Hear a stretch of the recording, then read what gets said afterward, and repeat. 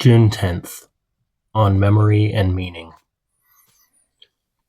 I am selling my once sacred collection of comics, in part to lighten the material burdens, but mainly because I must pay my bills. The fantasy is that my ungraded 90s and early 2000s comics are worth a hidden fortune. Anything more than 10K would be a huge win. The reality, however, is that they will earn me between $500 and $1,000. That's the price of their value, and a metaphor for how I often feel. The era for valuable comics was before the modern age. From the late 80s to today is a fun but lesser valued set of memorabilia.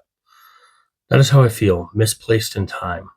I appreciate so much about myself, and I love the world and its myriad wonders.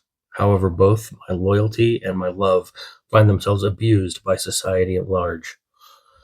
In an earlier era, they would have been prized and warred over. In a later era, they would cultivate and grow as they taught those around me about friendship, love, and life.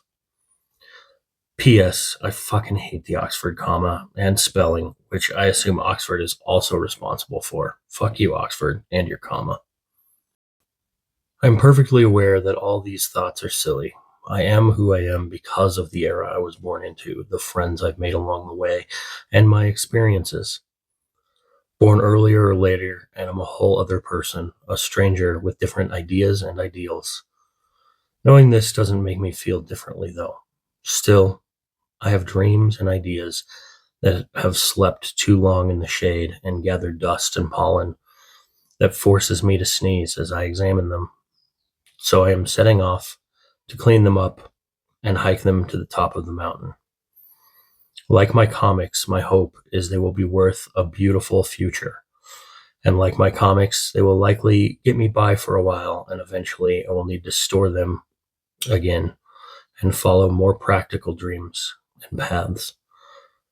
I do dare to hope that my future is glorious, at least for now. West.